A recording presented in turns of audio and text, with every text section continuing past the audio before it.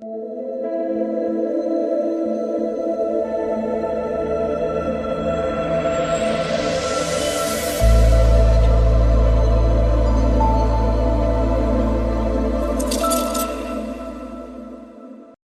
that much of a relationship here, according to you. So the only thing we have in common is that we're American. So why not go up for that? Like, that's what we have in common, since like we can't flatten the color of our skin, according to you. I'm not the one making up these rules. Right. Why are you now getting upset at me? So that is the internal identity crisis. Not saying that I'm going through it. I think that I've got it figured out. But for your people, for your Nigerian people, you got it figured out for you. And again, this is that presupposition. If you were listening to anything I just said, you would understand how I'm viewing it. So on an individual basis, it's not a people thing to me. Precious. You probably gotta read between the lines, but I understand. It's like, exactly, like, I didn't ask him to read between the lines, though. I told you, like, it's the flag that is what we have in common, right? Like, can I ask first, Nika? Queen Nika? Can I ask Queen? Can I ask? You can. Once I finish, you can. No problem. So for those who may not have gotten what Precious is saying, I think he brought up a valid point. His point is, as a black people, we're divided. We're divided by black immigrants. We're divided by ADOS. We're divided by whatever else way divide each other. Because there's so it's easier for him to identify as an American than it is for him to identify as a black American. Especially if the black Americans have told me to fuck off. It's like, all right, I will. That's just not like. Not even that shit just sound like y'all niggas told me I gotta wait and I gotta sit behind y'all and I don't want to sit in the back. I want to be at the front. Like, y'all do realize that movements, there was plenty. Like, think about civil rights. When you think of civil rights, you think of Martin Luther King, but think about how many people really ran that operation to make the fucking civil rights movement what it was. Like, if y'all, I'm just saying, we can get to everybody's issues, but we gotta start somewhere, and we can't be mad because our issues ain't where we started at. That's all I'm saying. Because that's what this isn't a question of prioritization of issues. Right, it's not. Right. If it was that, though, I would have told you it was that. That's right. It's a question of identity. I told you it was an identity crisis. Yeah, you did right? lead off with that. That's what it is. And I agree. What Bo is saying is what it should be, though. That's what it should be, and I would agree with her on that. But that's not what it is. And that's not how it's being packaged, and that's not how it's being sold. I bet you if you tapped that like downward arrow that says hallway next to it and scroll down, you'll see some rooms that are not like communicating Bo's message or her thoughts or ideas. So how about this? It might bring it back full circle to the topic at hand. Like, I heard somebody talk about it earlier. Maybe this dysfunction and disruption in us identifying who we are is because of the debt that's owed.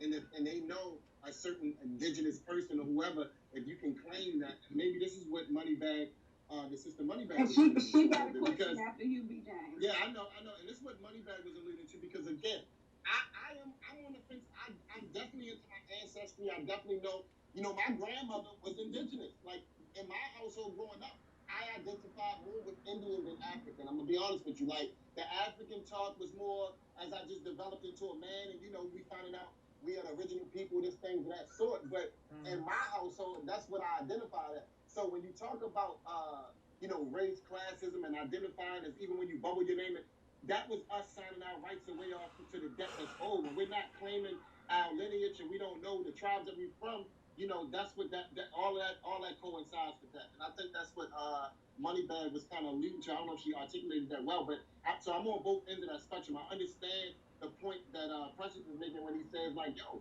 we suffer from identity crisis. And what that means is we don't know who the fuck we are. That's real for a lot of people.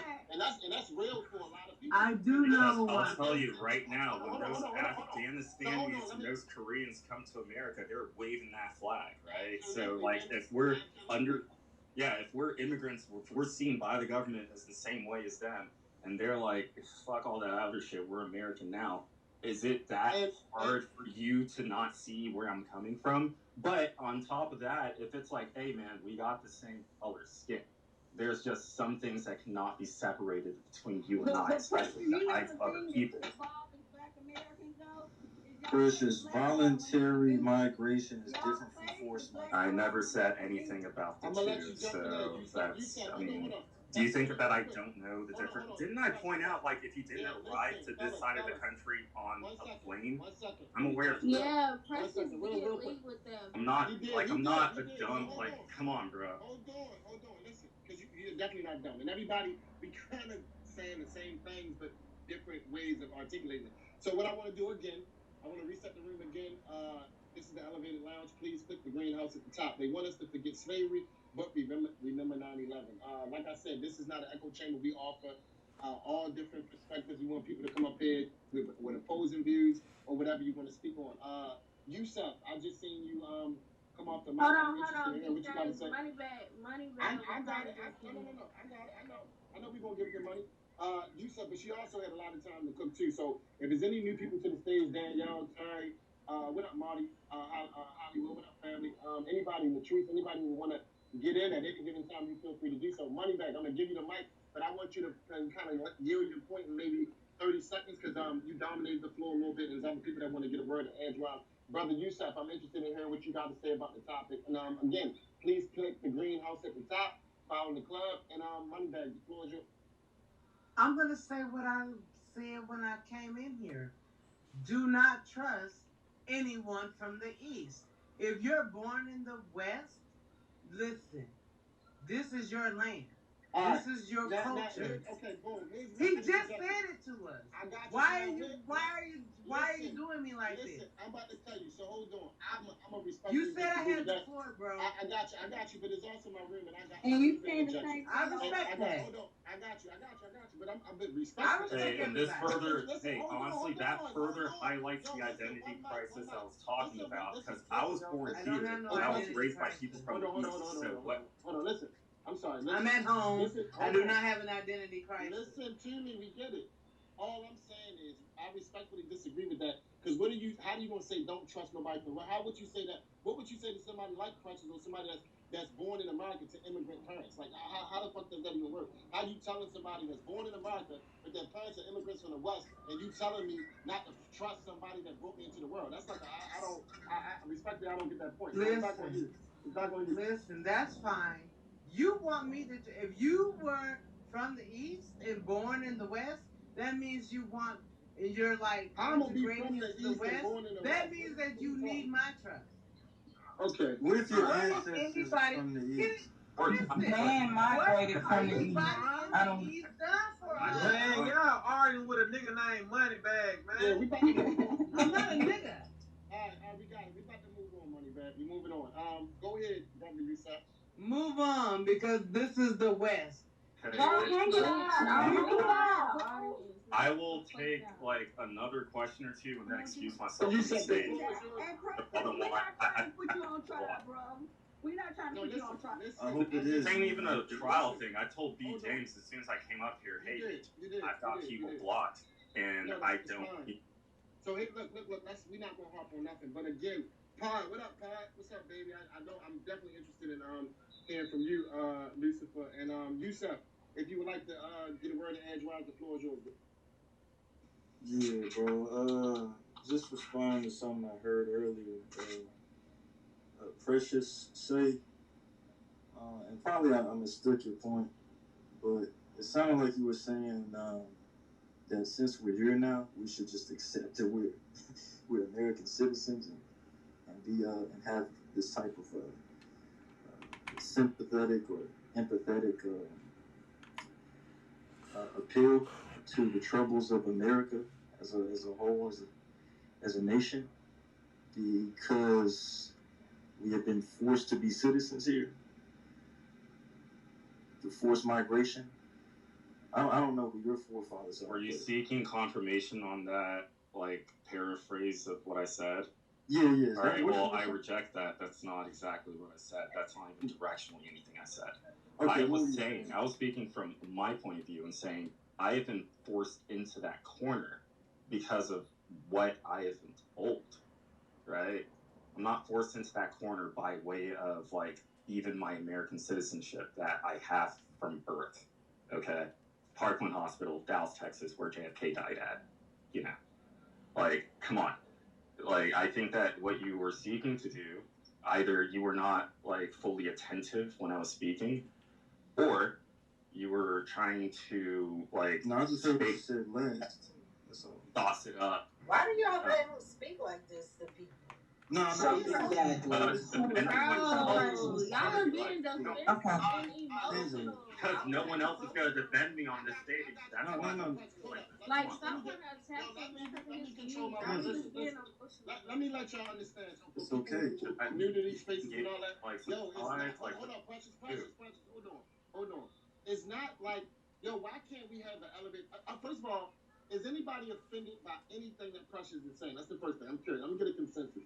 Is anybody in this room offended by anything that this man is saying? Not me when I. No, not at all. Hello? What do you say exactly? Angela flashed her mic. No. So I'm guessing. No, it's not offensive. It's condescending, is what it is. Exactly. I mean, this Listen, all right, let me finish. we on Clubhouse. So what I'm saying is this, yo. I'm just being honest, yo. I'm not I don't really like cops, and I've never been a police, so I'm damn sure not about to police nobody's tone or what they're saying. What I will try to do is regulate when shit get disrespectful and more out of control. I'm probably going to intervene with that. But if somebody's articulated, if he coming off condescending or whatever, combat it, articulate that, combat it, intellectually. If you saying some shit that you ain't feeling and you feeling away, don't get in your feelings, jump on the mic and chop his ass down.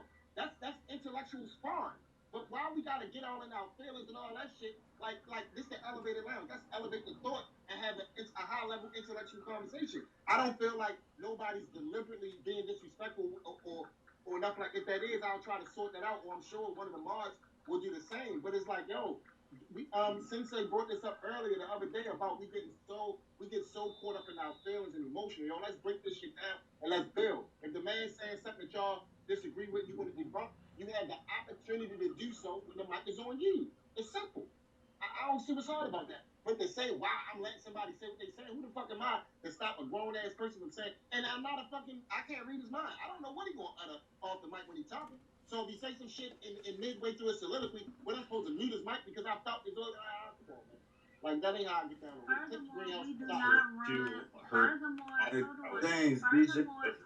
Hold on. Furthermore, we do not run echo chambers, right? So we create spaces for neutral parties to be able to get whatever it is that they got to get off. If this conversation is not for you, just click the peace sign at the bottom that says leave quietly. It's literally that simple. It's simple. Hey, Precious, you want to continue with your point? Because I'm really trying to understand what perspective you're coming from. There's one Korean American immigrant that was born in America, so they are like a de facto citizen. That's my perspective. Did Hold on. Before you all finish, right? Okay. Precious has said the same thing 12 times. They're not listening. I mean, he shouldn't have to keep repeating. No. And when I point out that they're not listening, they're saying that I'm being offensive or condescending. Like, what? So listen. Okay, hold on, Cole. So, everybody retain information differently, right? That's right. So here's the thing. So if Yusuf, because I don't think he's coming. If Yusuf is trying to frame the question to get a better understanding from Precious, then allow him to do so. He seems genuine in that. Right, but it's Precious open to, again, explain it in a way where he's not condescending to people, saying to people. I'm a very matter-of-fact person. I hear people very intently listen, but then they don't agree. This is how I speak, man. So that's not okay. Like what? You want to be all intellectual. You mean to tell me you're not flexible? This is the elevated line. How about you elevate your consciousness and meet me where I'm at? I don't shoot down to any level. I've never done this. I want to bring her back. Hold up. Bring her back. Let's hear. No, bring her back. Hold up. One mic. One fucking mic. One mic, please. Yeah. One mic. Can I? No. Hold on. Can I continue to have that dialogue? I got you. I'm going to let you the dialogue. Tangela. So my mother name is Tang. That's my mother nickname. T-A-N-G. They call my mother Tang. So I definitely want to let you stay here for that. But I think Yusuf just left. So when Yusuf, he might be gone. So here's the thing. What can you then, Tang, can you articulate what are you trying to say that what is in his tone that's condescending to you? What specific question do you got for Precious without it? Let's lay low on the static in the back and forth. Let's build. What question did you got for him? So it's not. So I just entered the room, and whoever put me down. Don't worry, we passed that. We passed that. Okay, that's fine. I can go past that. So here's the thing. When people are modern rooms or head mod rooms, I'm here for the vigor. Like I'm in secondary, post-secondary education. Like I can go with the best of them. I don't have a problem with that. But when you are trying to create a culture where you are making space for different point of views, what you cannot do or what you should not do is allow people to be condescending in how they respond. I heard the gentleman say, can you please explain to me your position because I don't understand? Precious came off of his mic, and the tone that he said was, one, y'all can't fucking comprehend, or two, you're not listening to what I'm saying. And as somebody pointed out, people take in information very differently, right? So if someone needs to ask it in multiple ways to gain an understanding, then Precious should be intelligent enough. That's not what he said, by the way. Can I finish? I guess, but you're finishing premise on a false shape. Right, like you, and again, there you go. You're always with, this is how it is, this is how I'm framing it. Who are you to tell somebody how to frame their question? Just listen to what they're asking and see if you can come back and give them information so that they can get an understanding of what the fuck you're saying, instead of you trying to police how they're asking a question and challenging their intelligence. I got a question. I answered the question. Hold on, Tangela. Tangela answered the question, and then after I answered the question, I pointed out that he is misrepresenting what I said, because what he did in him asking the question, Tangela, excuse me. He said he was misinterpreted what you said. Tangela, in him paraphrasing. Again, sure. I can go head to head with you. Absolutely. So, y'all want conflict, and we one mic. Okay, so but Tangela, I will say this though. Hey Tangela, hold on. Hey Tangela, I will say this. Now just from my observation, and I love this conversation. So please, as a matter of fact, I'm a father. I would love you to, with the your profession and all that. I would love for you to come to more about conversation. But it sounds like, and you're actually being a little condescending to him, and in your delivery right there. It seems, I'm not sure if you felt that tone. One could say that you were being a little condescending right there. You know what I mean? I can acknowledge that, B. I don't have a problem with acknowledging that my tone is a little harsh. But again, when we're in a room discussing issue with black people, as black people, we should be careful, right? We should want to be careful with one another. That's my point. Do you, besides the condescending tone, do you think it was any validity to anything that Precious said? Well, I'm going to be honest. I want to listen a little bit more because I had just came into the room. So you came in. Can I speak? That's why. So you came in hot. Damn. No. I came in listening. I said his delivery kept irritating me, but I am open to sitting here and listening to what he was saying or what point he's trying to. I have an idea. I have a suggestion. Yeah, hey, I do have a sincere suggestion. Tangela, if you're irritated by my delivery, I would recommend that you just write down what I'm saying and read it to yourself in your tone of voice. That is solution oriented. I'm not telling you. Can I speak? Okay. Yes, so the thing is real quick. Hold on, So real quick. So we got this thing that we say, just read the room better when you first get into the room, and then raise your hand to come on stage, because that's where the disconnect is. I'm gonna be honest. Like I don't really do too much talking. I do more listening than I do talking. And so with that, like Precious did make a lot of valid points. I feel like it's not the message that he's saying, it's the deliverer of the message for y'all, and I feel like that's what's making this conversation a little triggering for some people. So, I get it. Precious, if you can kind of continue what you were saying, and then we'll go ahead to Tangela. No, Cole. Real quick, let Danielle jump in there. Let them. Oh, okay. I'm sorry. Let Danielle jump in.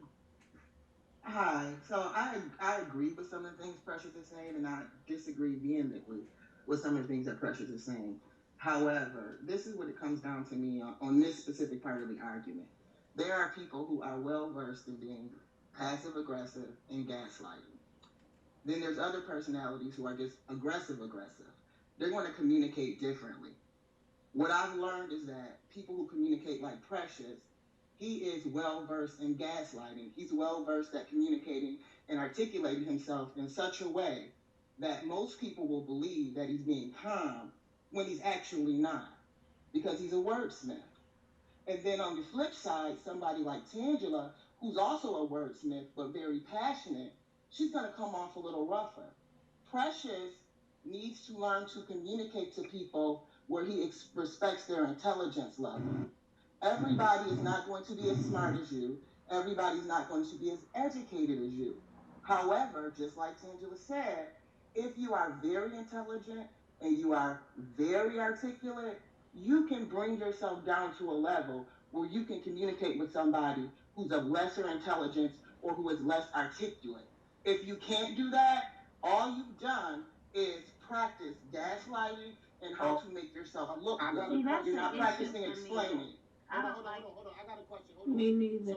So are you suggesting? Are you advocating that I dumb myself down because I identify that the person that I'm trying to have a discourse with or have just any type of conversation with ain't picking up what I'm putting down? So are you saying? So that means I should dumb myself down, and if I don't do so, then I'm accused of being condescending because you're less than.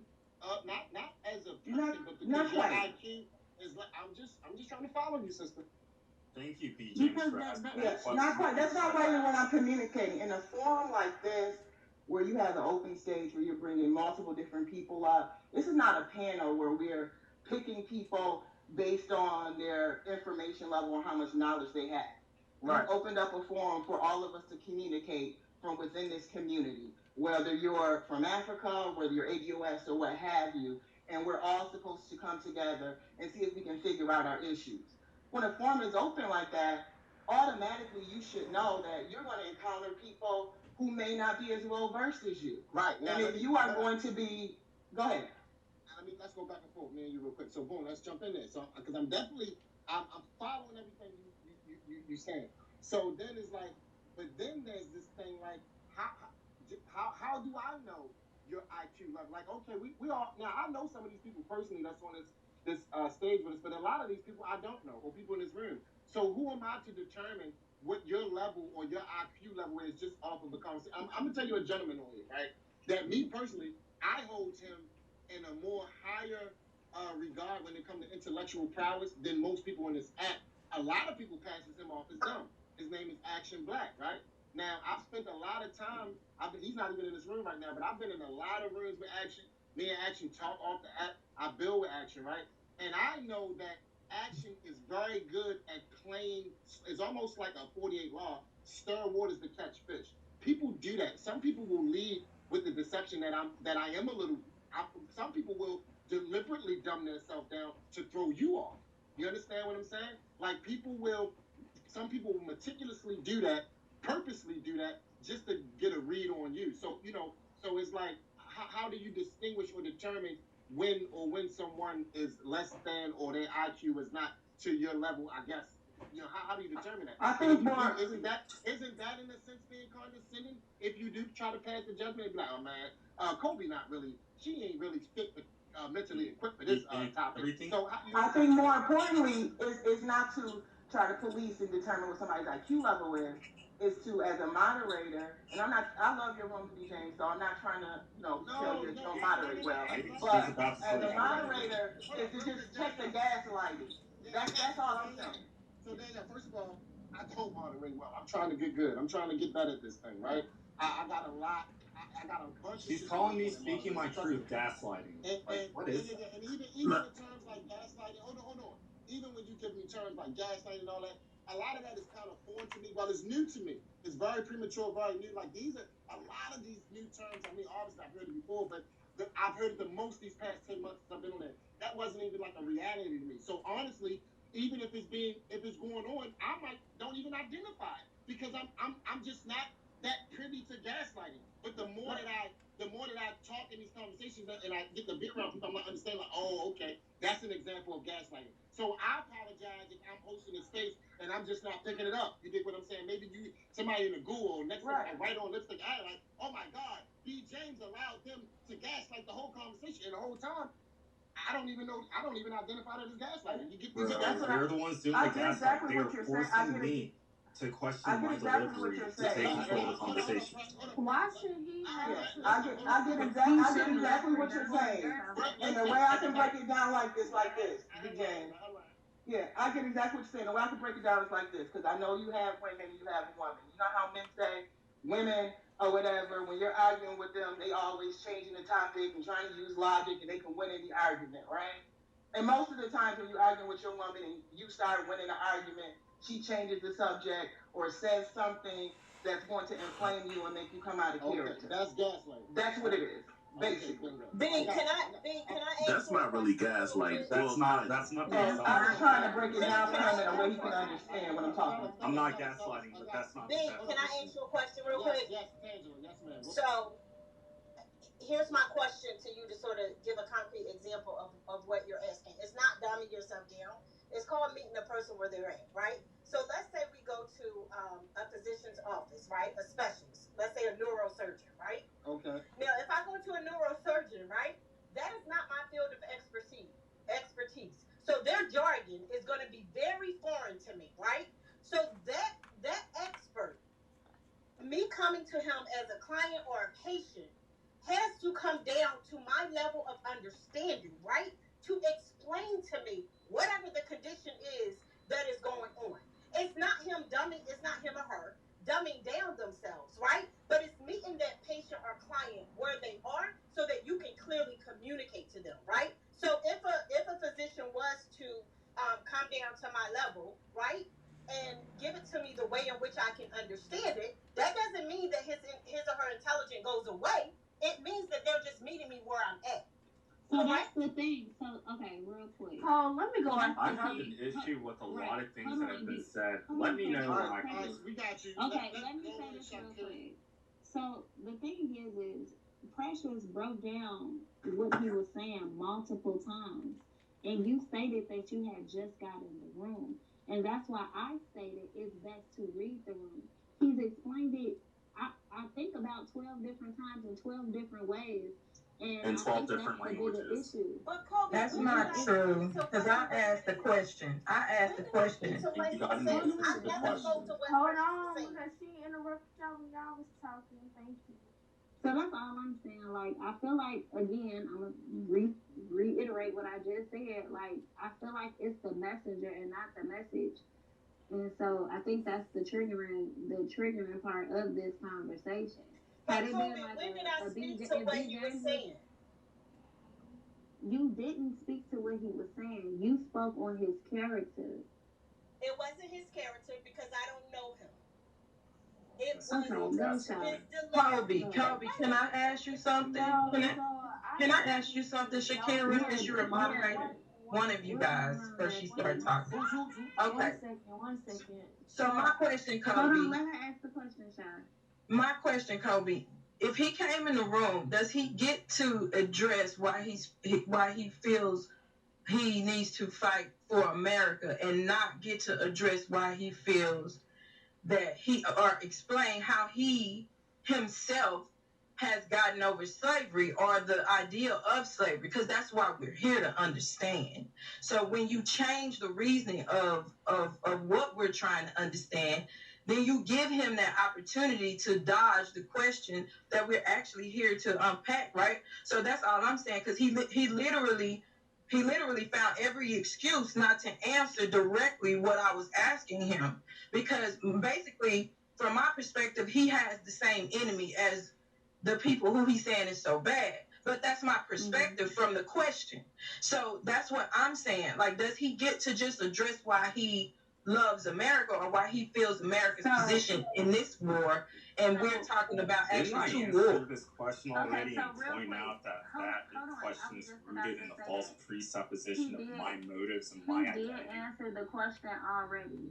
He answered it, and then people started nitpicking his answer to the question, and that's how the answer wasn't what they wanted. It wasn't what and I could not. Yeah. Hey, let me know when it's my time to address. I'm sorry, Margaret. Hold on, Precious. After me, it'll be Shakiri, and then it'll be back on you. And then I guess you can, if you have time, if you can reiterate what you've already stated. I don't want to harp on this too long. I want to get back to the topic of the room. I just don't. I mean, I don't want to. Yeah, BJ, I was just about to say, just reset the room. Kobe basically said what I needed to say, but just let Precious address the what we said in the room, and then we can move on with the conversation. Go ahead. I feel like I'm the one who is being gaslit here. I'm not really the one doing the gaslighting here. I speak consistently on this app, for better or for worse, right? Y'all are telling me the way that I speak and the way that, or rather my delivery is what is problematic. I personally, I couldn't care less about my delivery. I could not. I care more about the content and the message, right? And we just got derailed over the last 15 or so minutes over delivery, over someone making an appeal to the moderation regarding delivery. And within that appeal on the delivery front, it was imputed that I was being gaslighting, or it was imputed that I was being condescending, all because people didn't agree with my delivery. So they just took it all these different directions, and I couldn't really, defend myself. B. James did have some legitimate and sincere questions about that, about how those individuals were viewing what I was saying. And when B. James was asking those questions, he was using what we call the Socratic method, asking questions to develop an understanding collectively. When B. James was asking those questions, I really wanted to interrupt and say, B. James, I know you just asked like 3 questions in a row in your line of questioning. All of that can be summed up with, fuck I look like. What you want me to just speak down, or rather dumb myself down? I don't really, you're going to have to give me a really good use case. The use case that you give me is like, all right, well, when we're talking about important Black issues, we need to take into consideration everyone in the room. That's just ironic, right? Because you didn't take into consideration the full breadth or depth of the conversation, and then now you want me to take things into consideration as if everything needs to be taken into consideration before we can have a conversation, right? Because clearly to you, that's not the case. And then for me, I have to uphold that. And when I don't uphold my end of the bargain, the unspoken bargain, we have an issue. But for you, that's completely fine, as evidenced by how we just derailed our entire generative, substantive conversation over the last 15 minutes. And this is my concluding thought. This is the elevated lounge. Ever since I was in the 10th grade of high school, I've been saying this because my AP world history teacher told me this. He put one fist in the air above his head, and then he held one fist by his heart, right? And the AP exam is like a college level exam, but it's administered to high schoolers so they can get college credit. And unrelated, I was the only African American kid in that class. But continuing, the fist in the air, he said, guys, the test is going to be written up here. This is where I'm going to teach you. This is where I'm at. This fist down here, the left fist that was close to his heart, this is where you guys are at. I need you to meet me up here. You're not going to pass this test. You're not going to get a 4 or 5 on the AP exam unless you meet me up here. And I'm not asking this of you. I'm demanding this of you. Ever since that day, I've just been on a different wavelength. with all due respect to myself, I know people like saying respectfully on this app, but that's just me respecting me. And that's just been where I'm at. And I think the point of the elevated lounge is to meet each other upwards, not to communicate downwards. Right? And if I have that backwards, maybe the moderators can correct me. But I feel more than comfortable communicating at the bit that's above my head, more so than I do bringing something down to the heart area. Sorry, but that's just where I'm at and how I feel about it. This isn't to say that I'm not capable of doing it. No. Or this is not to say that I don't have the capacity of doing it. No, I can. I used to coach high schoolers in debate. So I have to communicate downward. I've done that several times in my life. Right? I just don't really feel like it in this immediate conversation right now. And I'm not going to, since you asked. And with that, I'll land. I appreciate that. Brother Ty, did you want to get a word in, brother? Hey, Lucifer, what's up, Lucifer? You can get on the mic Fridays. The floor is open. Yo, I was just gonna say, y'all gotta I be in a lot of rooms with Precious. Like he has a natural condescending tone, but I don't think he does it on purpose. I don't know, maybe he do it on purpose, but you know, you just gotta look at him as that cousin who parents moved him out the hood, but every now and then he comes down to the hood for the family get together or whatever. And because he's always around these highfalutin white people, that he talks differently. And to the niggas that grew up in the hood, his cousins, they look at him like who this nigga think he is? But he's just being him. Yeah, the topic. No, I'm just defending Precious. I fuck with Precious, but I do understand why he rubs some people the wrong way. You know, I'm trying to figure out if Big E was still in the room. Where I grew up in Dallas was North Dallas, where they shot the music video for My Dougie featuring Soulja Boy and Lil Will. Big Mama's Waffles. That's I love that. Because I was a gifted, You just proved his stupid. My teachers He's so corny. and begged my mother to enroll me into a magnet school for middle school and high school. I had to take the bus home, and I still grew up in the hood. Precious, I grew up just like you. I swear to God, bro. You're describing my life. It's just as I got older, I just reconnected to the hood. That's all. But that's what I'm saying. I understand you. That's why you don't bother me. But I understand why certain people, feel like you be gaslighting and all that. But because they just don't understand your life, But I do understand it because I think we have similar lives. But as far as the topic, well, it's always going to be like that, bro. Because you got to remember, to everybody else, slavery wasn't that bad. If it wasn't for slavery, we wouldn't even be in America, according to other people. So it's going to always be like that when it comes to, it's just like, with the other people, we always got to hear about their situations in history, but then they want us to not care about our situation in history.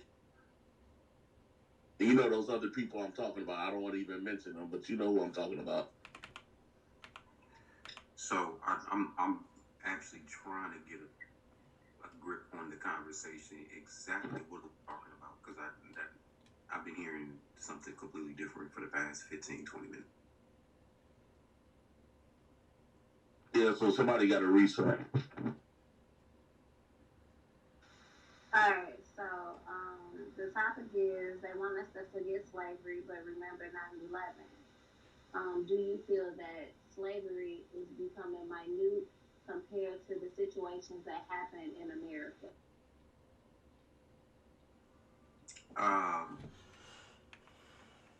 I mean, that's essentially what they want to make it, minute, because the topic of slavery is always and forever will be uncomfortable because of the people who have profited off of it, the infrastructure is created, and to acknowledge it, and to really inherently get into because slavery isn't just, for me, slavery isn't just chattel slavery. Slavery is the encompassing of Jim Crow. It's encompassing of Reconstruction. It's encompassing of everything that took place after slavery.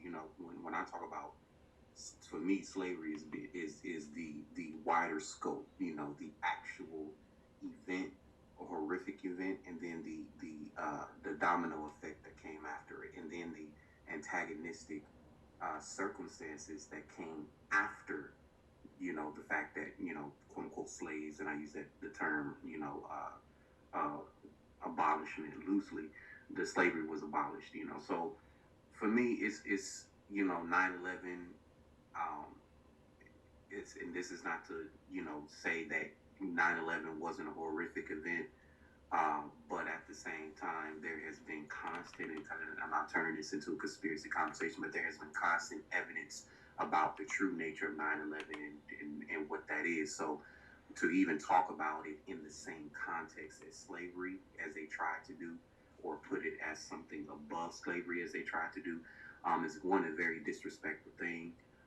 It's very disingenuous, and but we know what that's about. And I don't expect any more from a people or an institution or a system, that would do that, because to them, slavery actually wasn't wrong. Slavery was necessary. It was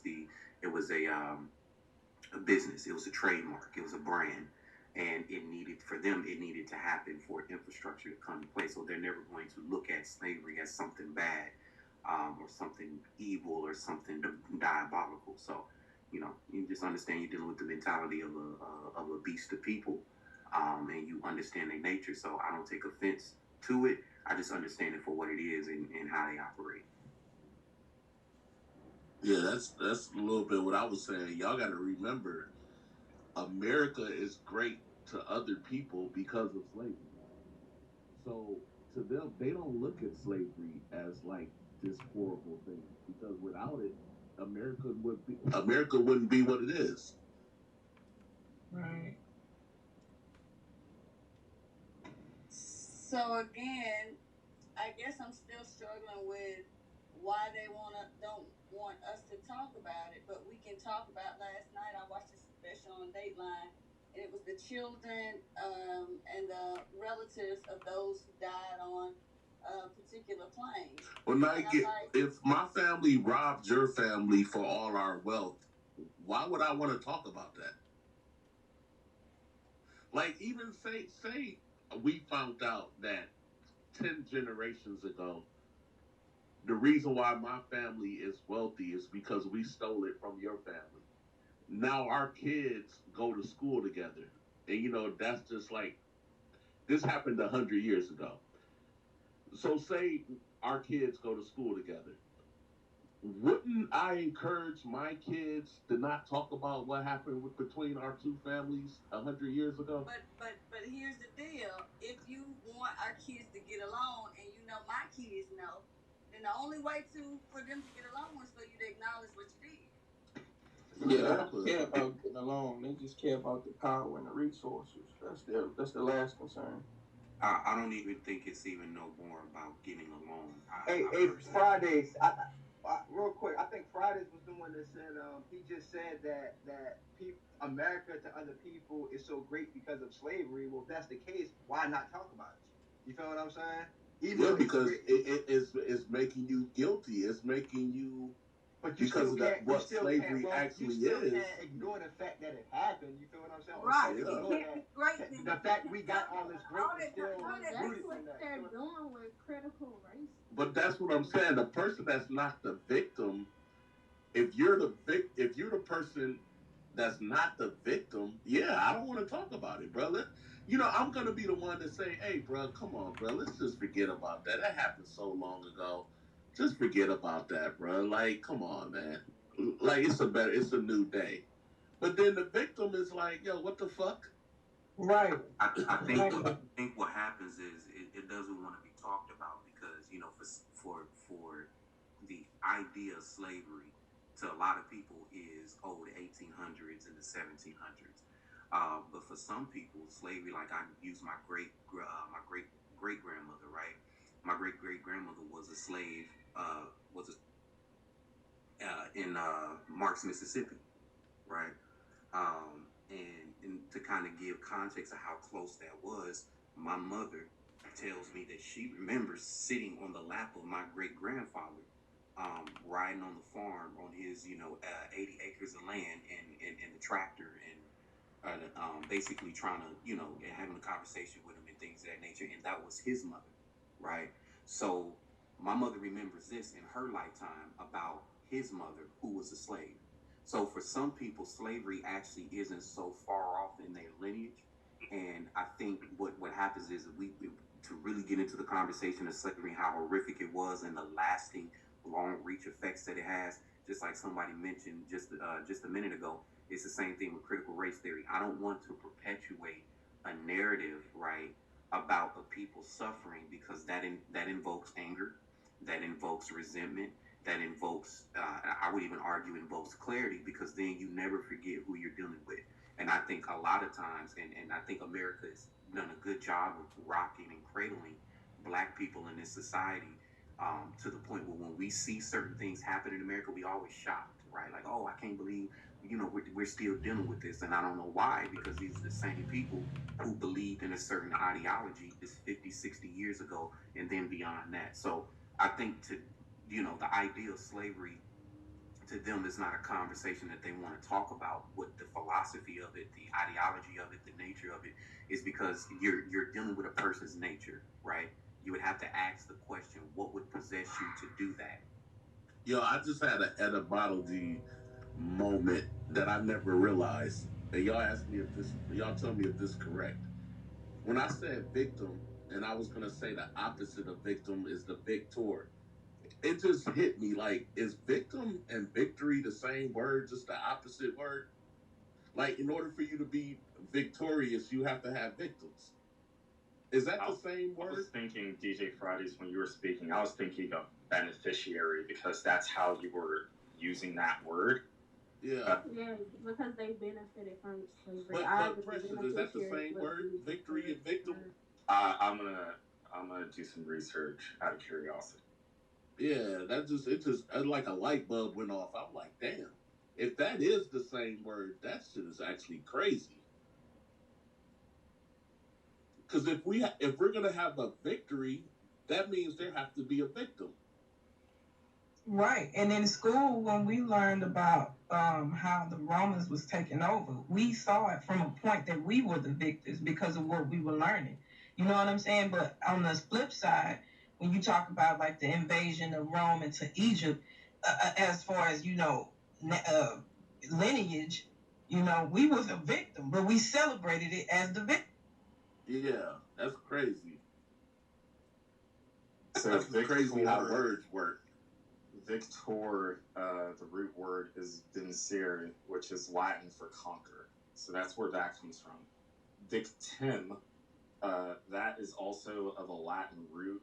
I need to figure out what that VIC prefix exactly is trying to communicate in like modern English, but that root, it comes from victima, which is denoting a creature killed as a religious sacrifice.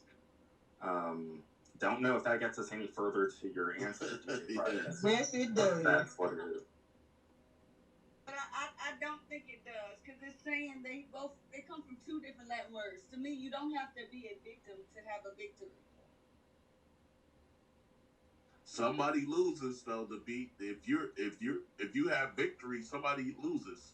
Yeah, in order to be victorious, somebody has to be. That doesn't mean you have to be. You said there has to be a victim. You don't have to be the victim, though. Okay, so the Latin root for vic, V-I-C, is change. That's what it means in modern English. Right. Yeah, but I don't think you can use modern English. You got to go way back. Well, DJ Fridays, that's the reason why these words, they change over time. Like, it went from vincere, like Vini Vidi Vinci, like I came, I saw, I conquered, to victory, right? Like, that's just time. Words are relative. Indeed. So think 9/11. How do you guys feel about the National Civil Rights Museum that they opened in D.C.? Do y'all think that was a positive for our country and negative? How do you see that? It's more of that we ain't gonna give you what you really need or what you want. We'll give you these symbolic victories. It signifies absolutely. It's like hush money for real. Yeah, it's just like putting Harriet Tubman on a $20 bill. It's exactly. Like, okay, I'm curious. you know, I would rather you put David Duke on there and give me a whole bunch of them. Yeah, give me my dollar bills. Don't put nobody on it. Give me those dollar bills that you actually. I don't care who face on it. Hey Naika, is there a nonprofit that's working with the museum to get children from all over the country to go to that museum for a field trip? I'm just trying to compare efforts alongside like the Holocaust Museum. We have one here in Dallas, and people come from all over to see it. And money is really an issue. I went to that museum in 7th grade. You didn't have to pay a penny for it. They got our asses on the bus. We went to downtown Dallas. Had these little headphones where you listen to all the exhibits, and at the end you get a little rock and put it on a little thingy to signify how many people died during the Holocaust. You know, they recently redid it, Shikeria. I didn't know that. I know we didn't have to like pay for it. Usually with field trips, you'll have to at least pay like $20 or something. But for the Holocaust Museum, we didn't have to pay a penny to go. Yeah, but black museums are always whitewashed. They always has that W.E.D. Du Bois, like whitewashing of our history. That same old textbook shit. Yeah. So. And we have no ending. We just gonna get pissed off. So why we want to see that shit? I mean, and as far as just practically, you know. But you know, I think the idea of it, I haven't been yet, but all of my friends that have been, the idea of it is just to show the progress of us in this country. Not necessarily that it's supposed to be an end, but where, you know, and what we've come through to date. Not necessarily that this is the finale. Yes, ma'am. I think we should see it, though. I think it's important to see it. I think it's important too, because honestly, I think a lot of our kids don't know, y'all. I think y'all are under the impression that people are teaching their children about it, and I think a lot of this new generation feel like slavery, you know, that's the old. Nah, I disagree. with Ben. I'm telling you what I'm hearing. So everybody has their own different. But Ben, I mean, it's okay what you're hearing, but I'm just saying, being from that generation, that's not true. I think so. Explain perspective, explain Give it us more. your perspective, because I'm definitely hearing different. Okay, yes, ma'am. So from my perspective, I think most of the classmates around me and maybe just my circle, that a lot of people are aware of the atrocities that have happened and are doing their own research rather than that just, you know, listening to what we hear in school and just taking that as face value. So y'all not believing this shit? Y'all like, yo, this shit is cap. Yeah, we're doing our own research and we're getting a deeper understanding of what's really the truth. We're searching for the truth rather than the indoctrinated knowledge that they're giving us. That's real, because like I said, like, yeah, they like most of the mainstream history of Black America is not it's a narrative.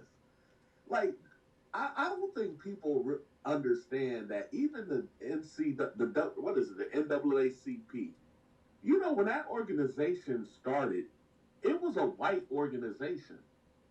It was Jewish, and it was white abolitionists who founded that organization. And for the first like 10 or 20 years of that organization, it wasn't even no black people involved in that. This was white people allegedly trying to advance black people. And then they start taking in people like W.E.D. Du Bois and all that. They start taking in those people. So all of our history is written by white people. And it has a narrative to make us stand down. Like, most black people never heard of the Gullah Wars. They didn't teach us that in school. Because if you understand the Gullah Seminole Wars, you understand that's what really freed us from slavery. Is when black people started turning up. They're saying, "Yo, enough is enough," and we actually went to war. And these wars lasted for decades. They'll never teach us about Nat Turner. Yeah, they don't teach us about that type of stuff. Like, we literally had a civil war in this country that lasted for decades. And that's what really freed us from slavery. But DJ Friday, do you think it's on them? See, I think it's on us to teach our own. Yeah, that's what I'm saying. So these narratives, this is like the critical race theory. Well, Fridays, do you think it's strategic for us to only see ourselves with, in compromising positions and exactly, it's like that on the milkshakes on our faces in the delis and shit like that? Do you think that's strategic? Sure. Yes, because I can remember. I think it's taught like that to keep us more in a docile mood. It does. It's showing us what we can do to you niggas. They don't nah. Bruh, I remember, I grew up in a white school from kindergarten through high school. It was 2 black students in every class, bruh. That's the school. Terry, reach your mic, bro. I'm from Milwaukee, Wisconsin, and I went to a school. It was a suburb called Brown Deer, and this when I was in school, it was 2 to 3 black students in every class. I remember it like it was yesterday when we learned about Black history. I remember being in class and just feeling like, because these white people are teaching us about slavery. And my white friends, the other students, they had this like, "Oh, you just nothing but a slave, and I'm the slave master." That was the feeling I was getting. Every time we talked about Black history, we was being dominated by white people. And you could feel it in the classroom. Where you could feel it from your white peers. It's like it's teaching them that they the masters, they're the dominators, and you're the one getting dominated. And it's taught early. Yeah, and it's taught early. I used to hate that, bruh. I used to tell my mama, like, bruh, I hate fucking history class, man. That shit be making these white people think they better than me. How does it work? I have a question for you. How do we get to the point? Because just looking at another group of people, the Jewish people, right, who suffered, if we're going to compare, a similar atrocity in history. And I know that there are like 4 school days that everybody, whether you're Jewish or not, you get off to hold their past in reverence. So how do we get to a place where we can hold and we can remember the atrocity that was put upon our ancestors in a strength-based way, but still move forward, still be progressive? Because in me remembering, I just want to say, in me, because what I hear a lot of times is that it's an either or, right? Like if you are conscious and you give reverence to what our ancestors went through, then that means some kind of way like you're holding you back. It's And my thing is, I don't have to. I can give reverence to my ancestors and let that fucking push me forward, because that never questions me. Because how I see it is, my ancestors were able. That we were the only group of people who was fucking able to go through that, and we're still here. Come on, man. But we gotta, so Tangela, we gotta teach all the victories. That's what I'm saying. We gotta teach these victories, and then teach why the victory was necessary. I would even. Can I come behind me, To me, y'all, when you say we don't want the Civil Rights Museum, to me, you're not wanting to teach, because it is a victory. We persevered through. And we need it. Yeah, we need it. We gotta write that narrative. We can't let other people write it for us. Nah, facts. Friday's got a point. Miss Knight, Fridays had a point, Miss Knight. But listen, I asked from the beginning, though. Did we think it was a positive thing to have the museum, and everybody made it seem like that was negative? It depends on who's creating the museum. That's what I'm saying. We gotta do that. That's something we have to do.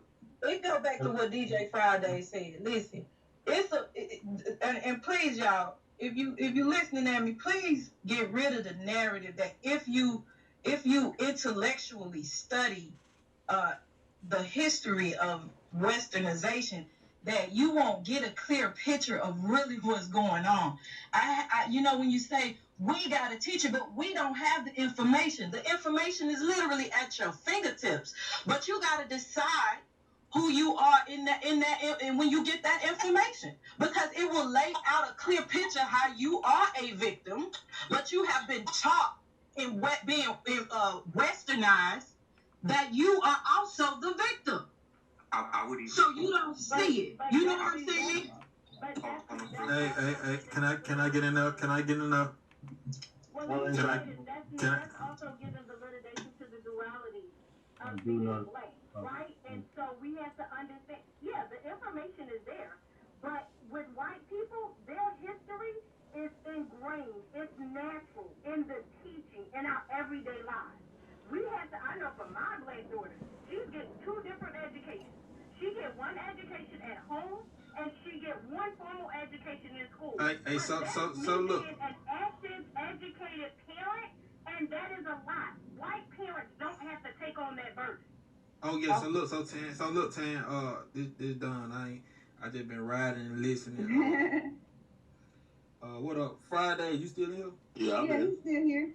All right, so look, I heard somebody ask the question: is it on us to teach it to our children, or it's up to the school?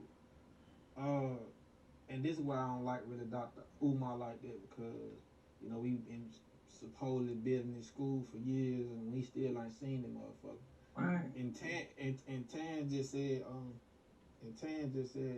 she's teaching her daughter, and then she going to school teaching, and then it's confusing as a child. Like, if you hearing this shit about history, you hearing your ancestors are so great, and then you go to school and hear Christopher Columbus found America. Like, it's fucking you up really mentally. So how I feel, that shit should be taught in school, G. Parents shouldn't have to teach that shit. We should be taught who the fuck we is. We need to figure out how to build our own fucking schools. It's taught, Don. It's already taught. Listen, when I went through the story in school with Cleopatra and Caesar, I knew that I resonated more with Cleopatra because the Romans took over. So it depends on the student and the teacher, don't you think? Yeah, that makes But if I know who I am, then I know who I am. What you mean? How do you know who you are?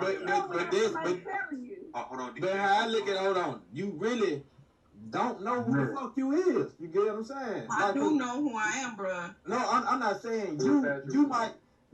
I'm saying, like, come on, man. We all been. Hold on. Let me finish. Hold on. Let me finish it. What I'm saying is, you know who you is. We all been in school. Like, let's act like we ain't been in school. We know niggas that made honor rolls, and we know niggas that made F's. You feel what I'm saying? You know, just because you made the honor roll, that means you're a little more focused than probably another child that's in the class. So what I'm saying is, it's up to the teacher. Like, we sitting here trying to, like, no, man, it's up to the motherfucking school, the principal, to teach our kids what the fuck need to be taught, man. Okay, well, my son homeschooled, so I don't think. I think that's wise, because Don Flares was right. Let me tell you why I say that. Don Flares was right. Because, you see, we got 14 million black families, right? Excuse me, I'm fixing Jody's bike while I'm talking, so you might hear some tools. But look, Don Flares is right. We got 14 million black families. 7 million of them black families is doing real bad now. They're poor. You feel me? So what we got to do is recognize. Excuse me, talking over me. I like them Braves though. I do like the Braves. But look, we gotta weaponize the education system on the white folks like they weaponize it on us.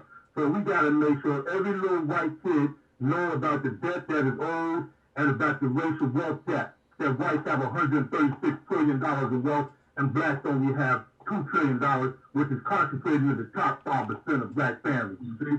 So we gotta weaponize. I ain't finna make. You gotta weaponize it so them little white kids know that they owe us some money, so when they become voting age, they ask to vote for reparations just like us. Yeah, but tax, and brother tax, I'm you know, Justin Cody pulling my sister's bike, he could come home. We growing up, this. Look, I'm in the South, Birmingham. We get took to the Civil Rights Museum. The feel that they put in, when you really think about it, from first grade on to 11th or 10th grade, the feel they put in your heart about how crackers did your ancestors. Like, man, they sprayed you, hit you with the dog, sprayed you. They made the cracker scene so goddamn strong, my nigga, like, to the point where a nigga, yes sir, a whole cracker before he yes sir his whole dad. You know what I'm saying? And that shit crazy. To me, in our school, we need to teach these crackers on how Nat Turner slayed they motherfucking ass. So when they come on that bullshit, they know, like, shit, yeah, them niggas shooting shots, them niggas getting down.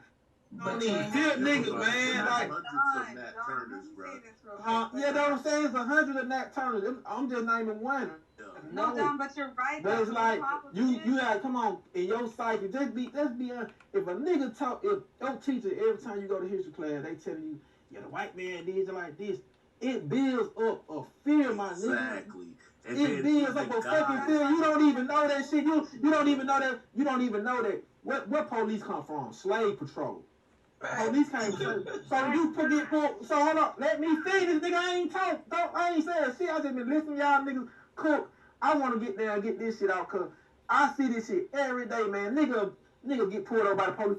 Hey, sir, what's going on? Nigga see the old man on the corner. Oh, bitch ass, old ass nigga. Like, and it's because throughout school he been taught to believe that this cracker got more power than he do. A man? Are you talking about a man do that shit? Man, grown niggas do it, man. Faithfully. Well, who problem is that? Them niggas grown. What I'm telling you is the school system problem, because at the end of the day, he been in school. Man, look, you in school just like you at your job more than you is at home, my nigga. That's what I'm trying to get y'all to see. No, he's in general though. That's I think this. I'm trying. Go ahead, y'all want. 70% of teachers in America's school system are white females. What fucking population do you know who is going to teach? Hey, let Jess talk. Jess been trying to talk. Y'all keep interrupting it. Look, Hey, let Jess go. I'm through, cause y'all ain't really catching what I'm trying to put down. I'm trying to get y'all to understand. Yeah, all I'm trying to get you to understand. That's why I don't even fuck with jobs, bro. Cause with a job, this is just my opinion. I don't know about y'all, but my nigga, you can sit somewhere for 8 to 12 hours, and in your mental, my nigga, it just makes you feel like, damn, bro, this is all I can do. And it's the same thing with kids in school, like, man, hell yeah, the white folk, man, they gonna woo. Man, when you go to these public schools, man, I don't know, I don't know where y'all from, but I see shit different from where I'm from. So I'm gonna let y'all have this shit. I just been living, keep listening. Friday, y'all moderate the room. Jess. So, Jess is next. Yeah, I just wanted to say. Wait a minute, we don't. Text. It ain't on you. It's on Jess. Yeah, no, I wanted to. Oh, okay. No, you're good. Like, I like this. Everybody's passionate. So I hear what Don is saying, right? But I think what we have to be realistic. If 70% of the schools are ran by white people, how the fuck would I expect for them to teach my history? The whole point of the school system is to teach white people's history, to make us fear of them. So there is no way for us to teach our history. I'm definitely not going to a white person to teach me what it is to be black. They can't teach me that. It's supposed to be my parents, my family, my community. So what we should be gearing towards is making sure that we have more schools where there are people like us teaching us our history. I can't go up to any other person, Asian person, and be like, teach me what it is to be a black person in America. Go up to a white person, teach me what it is to be a black person in America. I don't want them to. That's not their responsibilities. I think we put too much responsibilities for schools to teach us a lot, just like we put so much responsibilities for our schools to discipline our kids and teach us how to be good citizens. No, that comes from you being at home with good parents who want to teach you what it is to be a black woman and a black man in America. And if you want to do that, right, if you want to teach your children children the real history, you should probably be homeschooling them, right? Yes. Giving them the Yes. real Yes. history teachings. And instead, because I'll be honest with you, I'm up north. I'm not up south. I'm not down south, right? And so up north, they do nothing but white history here. When they talk about black history, they only talk about Malcolm X. They barely even talk about, not Malcolm X, Malcolm X and Martin Luther King. Those are the only two people that you learn about. Those are the only two people. It's crazy you say that. You say that just to down Hold here. on one second. My fault. Okay. When you only learn about those two people, right? You don't hear about Nate Turner. You don't hear about anything else but those two people, and you hear about slavery maybe in 2 paragraphs. That's as far as it goes. It doesn't go any further than that. And so it took me when I went to college to learn more about my Black history. I had to pay for a class, Black history class, African American studies, that I had to pay for to learn about my people, to learn about me. That is what's ridiculous. You don't have African American studies within the school curriculum, right? Public schools, unless you go to a private school. So the school system needs to change, and we need more people like us that needs to be the teachers, that needs to be the historians, that needs to be there teaching our Black and brown people about our culture, not white people. I don't want no white person telling me who I am. So I hear what you're saying, Don, but once again, you're putting white people the responsibility to take care of us. Right. When we rely so much on them, what do you think they're going to give me? You think they're really going to tell me the truth that I am the strongest, that I am the smartest? No, I want you to fear me. I want you to believe that you are not stronger than me, that you are not smarter than me, that my system is better than yours. So I damn sure don't want no school teaching me nothing about what it needs to be like. Hey, so look, hold on. I just did cook. I wasn't actually saying I'm putting it on the white people. When I started off to say that why I'm pissed off at Dr. Umar, cause he said he's gonna start a school. You feel me? And that's the shit I was looking for. I was looking for a nigga to come with a school so Black people can go to. I'm saying, as far as like, when the question was asked, is it on us, it's the parents or the school? I say it's on the school. When somebody asks that question, I'm saying it's on the school because as the parent, if you done bust your ass in a gig for 12 hours, your child get home from school, all you can do is feed them and goddamn it's homework. The little you trying to teach them ain't gonna amount to them 8 hours a day in school being goddamn drilled in their head some bullshit. It ain't gonna your child at your home most of the time. No, that's not actually true. That's not. And listen what I'm saying. That's not realistic, bro. That's not realistic, my nigga. Y'all saying. That's not realistic to say your child is more at home. No, it's not. Your child is more out and about in the world. Your child come home, eat, shit, sleep, and go back out in the fucking world, man. Come on, let's be real, man. Don, so this the problem. Hold on, real quick. So this. Hold on. I think what Don is talking about is, in a perfect world, we all know that you should learn your history from your parents, right? In a perfect world, because nobody's gonna tell you better than who you are or who you come from than the people that created you. So Jeff has a point. Don is trying to operate in the reality of the world we exist within, with abject poverty being where most Black people are living.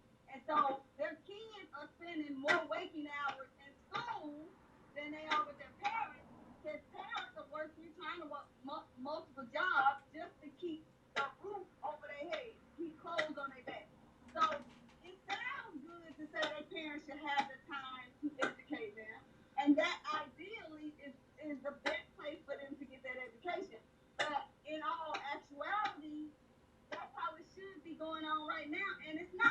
Hold on, but that see, this is the problem with that, and I'm gonna put it like this, because we're conflating that it should be a 8-hour curriculum in a home, or this should be a curriculum. If the parents took out, because I'm gonna tell you, this is what my mother did with me. My mother was a single parent. She raised 6 kids on her own, me being the youngest, trying to put a roof over, making sure we had a roof over our head and food on the table. And what my mother would do for me is on Saturdays, right? What she would do is we would be in the living room and we would just have family talks. It doesn't have to be formal, right? Those times that y'all sit and watch these shows, maybe take that same hour and put it into educating your kids. And the type of education I'm talking about is my mother planting the seed, talking about what she knew. Mind you, this we talking about in the 90s where the internet wasn't a big thing. yet, but she instilled and placed in me what she knew. And it's Luke, not. I don't want to call you. I'm gonna call you Lulu because I don't like saying Lucy. Lulu, what you just said, bro. The internet, right? And your mom. Lulu, I'm pretty sure me and you around the same age, probably.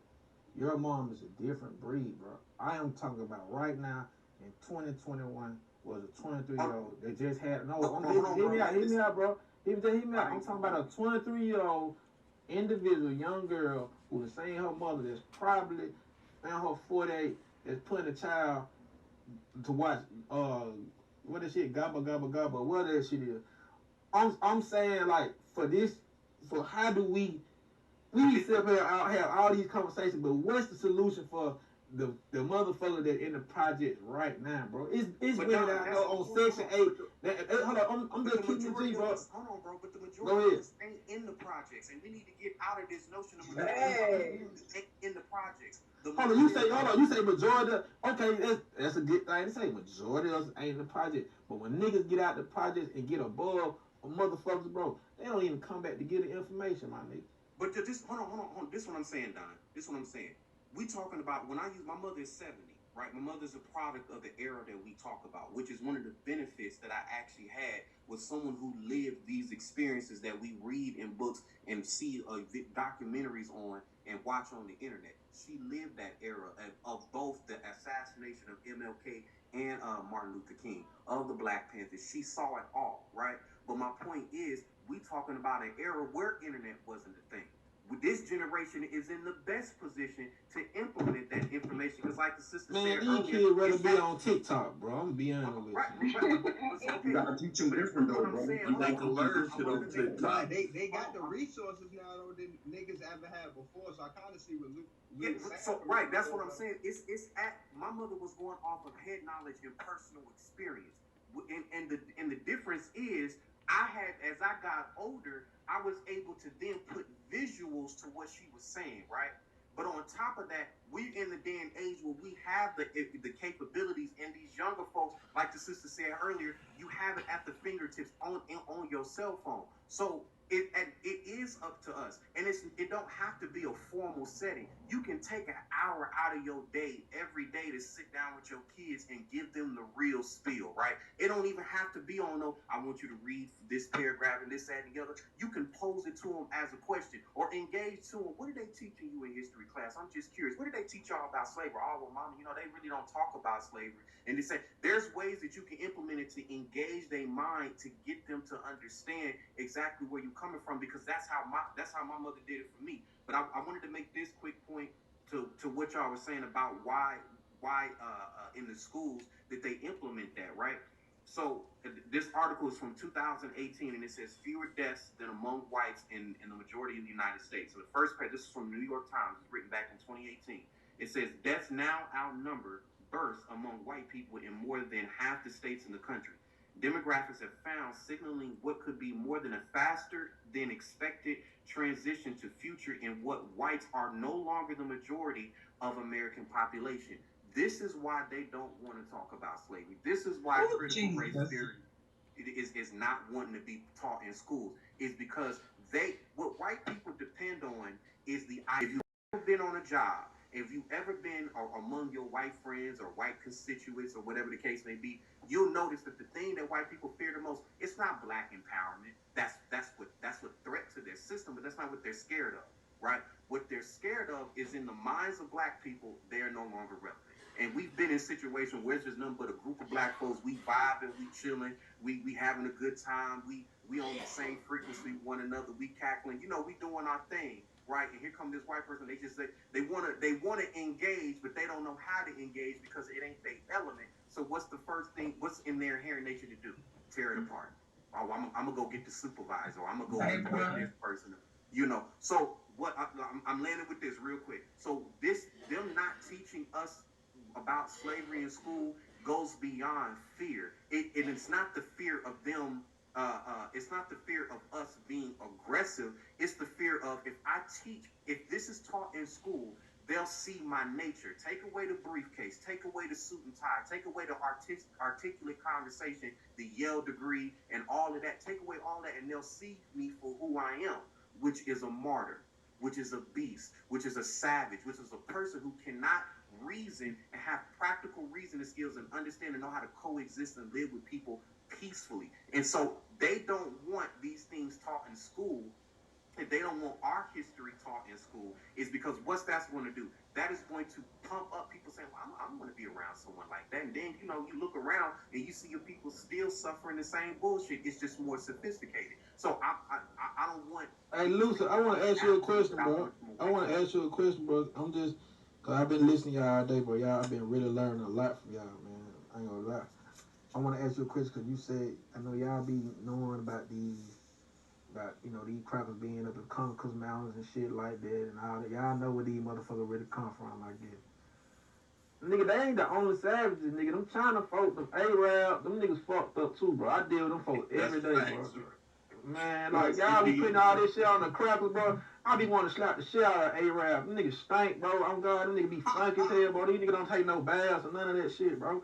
Like, so what y'all mean to tell me niggas are the most peaceful human beings that God created? That what you telling me? Like no, black no, people? I'm not saying that. No, that's well, you got to agreeable in every race. I think we have the most love. I think we have. I think we the chosen people. I know for a fact we the chosen. I know that because God definitely gave us fruit and trees and shit like that and good water, and we can be in the sun. And these niggas can't even be in the sun. Oh, goof ass nigga. What I'm saying is, these Arabs, though. Tell me about these Arabs and these China folks, bro. I need to know about them. Y'all know something about them motherfuckers, them Japanese, all them cheeky ass motherfuckers. Let me know something about them, man. See, Don, the fact is, if you look at racist. No, what I'm saying is, listen, if you have an open perspective and you look at history, they talk to you about invasion, they talk to you about slavery. That was the same people. So they talk, and then even if you're not Christian or whatever, the story when of Jesus, he talked about them. So it's a perspective of how you're seeing the information that you're given, and it's important to be the victim because that's your truth in the story is what I'm saying from what we were even taught in school. I'm 36, so I'm saying I learned this shit, but when I got older, putting shit together, I could see the path, and I've been in rooms and all kind of black rooms for a long ass time. So I've been able to feed off other black people's perspective to kind of come to a place where I can understand that I can be the victim, and then if I'm the victim though, then there was something. It goes deeper. Then you know what I mean? Like that takes you deeper into all the different aspects of what we're talking about. And so I understand what you're saying because I was a young black mother who if I had my mom, but shit, if I didn't have my mom, I would have been that single mother that shit. They gotta go to school. You know what I'm saying? It was different for me, but I understand it. So I'm just saying though, but still the information that we're given about slavery, about the story of Jesus, AD BC Cleopatra, we're talking about these people that have done the same shit all throughout the story of history. So it's a perspective of what you teach in your home. My son is homeschooled. He will never go back to their school. I am for black progression all the way. Economics, everything. But I have to have the perspective to understand that I have something to fight for. And I don't need a different or some fucking, I don't mean to say it like that. I don't need some books for somewhere or some shit from Africa or nowhere to understand who I'm dealing with and what I'm dealing with. That's my perspective. And I'm sorry, I don't mean to sound aggressive, but that's my perspective. If y'all really want to read some mind-blowing shit, like, go to the National Archives.gov. It's just archives.gov. But if you really want to step it up a notch, go to the UK version of the National Archive because they tell a lot of fucking world history that the American archives don't want to tell you. Because they even got shit about, bruh, the National Archive in the UK will have you thinking King James was black, bruh. Like, yeah, they have more black history than they actually this shit is mind-blowing, bruh. Can I say something? Interject right quick. One of the reasons it's super important for you guys to teach your kids Black history at home and also educate yourselves is because generally, white people have no idea what happened 50 years beyond them. They don't care. They're not teaching you shit. They're not teaching you a false history on purpose. They really believe this shit because they were miseducated. I don't know about that. There's something called the lost cause. Look, Google what the lost cause is. After the Civil War, the powerful Southerners came up with their own perspective on how to view slavery. They got it together. They basically promoted it throughout freaking the South, and it even traveled up north. It's the lost cause philosophy. Every teacher down south teaches some version of the lost cause, which was created after the Civil War by the elites of the South. They don't know that they're teaching it. They really think it's true. It's called the lost cause of the Confederacy. Make sure you add the Confederacy. Of the Confederacy. Yeah, I heard of that. I'm familiar with that. I was wondering what you were talking about, but no, what I'm telling you is it's strategic for it to be lost. Yeah, there may be some people that don't know that there's more to the story, but I think for the great majority of it, as long as I'm the winner in the story, I don't care to get the story right. You know what I mean?